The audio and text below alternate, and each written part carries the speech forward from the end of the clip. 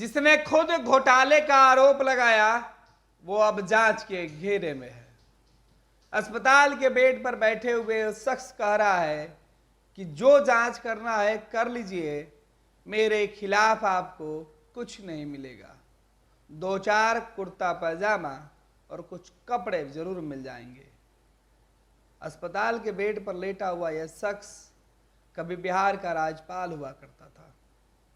बाद में नरेंद्र मोदी की सरकार ने जम्मू एंड कश्मीर का राज्यपाल बना दिया।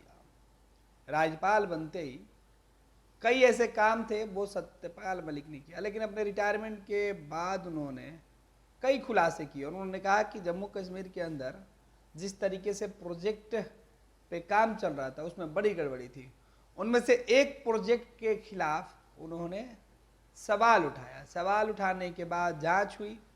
सीबीआई ने सत्यपाल मलिक से पूछताछ भी की।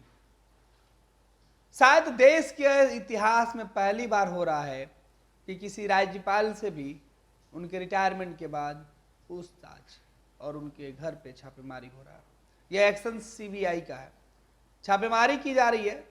हालांकि देश भर में छापेमारी हुई और इस छापेमारी से जुड़े जो मामले हैं वो मैं आपको बताता हूं। पहले सत्यपाल मलिक की भूमिका आपको बता दूं।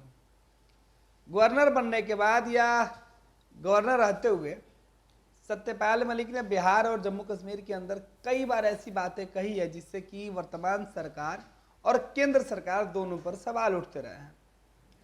सबसे ज्यादा बेचैनी तब हुई जब सत्यपाल मलिक ने खुलासा किया कि देश के अंदर जो हिंसा हुए थे, जो हमले हुए थे सेना के जवानों पे, अगर उस वक्त केंद्र सरकार मेरी बात मान ली होती तो शायद जवानों के साथ जो घटना घटी थी वो नहीं घटती।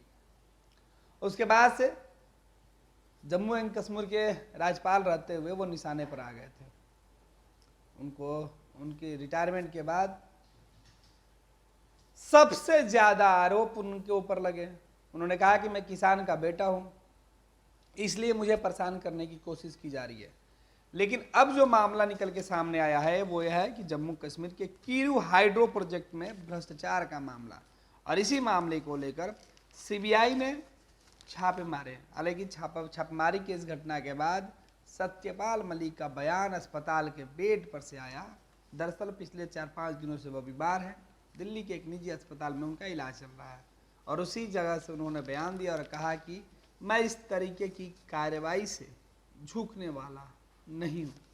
कीरू हाइड्रो प्रोजेक्ट से जुड़े चिनाब वैली पावर प्रोजेक्ट के पूर्व अफसरों के ठिकाने पर भी छापेमारी की गई। कार्रवाई मलिक के बागपत स्थित पैतृक घर, गुरुग्राम दिल्ली स्थित आरके पुरम द्वारका और एशियन गेम्स विलेज स्थित परिसर और दफ्तर के अलावा मुंबई, पटना, जम्मू कश्मीर, पंजाब, हरियाणा और राजस्थान में भी की गई है। छापे के वक्त सत्यपाल मलिक घर पर मौजूद नहीं थे। पिछले कुछ दिनों से उनका इलाज दिल्ली के एक निजी अस्पताल में चल रहा था। उधर सीबीआई के प्रवक्ता ने बताया कि तलाशी के दौरान काफी कुछ बरामद हुए हैं, उनमें नकदी विशेष तौर पर है। छापेमारी की सूचना मिलने के बाद सत्यपाल मलिक ने कहा कि मैंने जिसकी शिकायत की सीबीआई ने उनकी जांच नहीं करके मेरी ही जांच की शुरुआत उन्होंने कर दी है। उन्होंने जो कुछ कहा है वो मैं आपको बता देता हूं कि सत्यपाल मलिक ने कहा कि मैं 3-4 दिनों से बीमार हूं और अस्पताल में भर्ती हूं। तानाशाह सरकारी एजेंसियों का दुरुपयोग करके मुझे डराने की कोशिश कर रहा है। मेरे ड्राइवर, मेरे सहायक पर भी छापेमारी की गई है। उन्हें बेवजह परेशान किया जा रहा है। मैं किसान का बेटा हूँ। इन छापों से घबराऊंगा नहीं, ना मैं डरूंगा, ना ही झुकूंगा। मैं किसानों के साथ हूँ।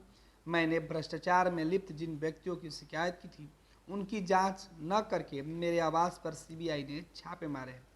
मेरे पास 4-5 कुर्ते पैजामों के सिवा कुछ नहीं मिलेगा। सत्यपाल मलिक का यह बयान सामने आया। आपको बता दें कि यह केस जो था इसमें कहा गया था कि बिना टेंडर निजी कंपनी को ठेका दिया गया था और इसी मामले में पूछताछ की जा चुकी है। Chirag valley power project private limited के पूर्व अधिकारियों के अलावा कई अन्य लोग हैं जिनके ऊपर मुकदमा भी दर्ज किया गया 2022 में सत्यपाल मलिक के खुलासे के बाद, और इस पूरे मामले की जांच की जा रही है। लेकिन सवाल यही है कि जिस शख्स ने आरोप लगाया सबसे पहले जांच उसी की हो रही है।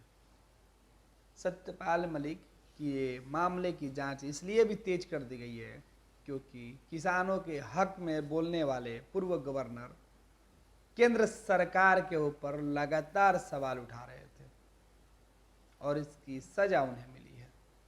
लेकिन वो कह रहे हैं कि मैं ना घबराऊंगा और ना ही झुकूंगा।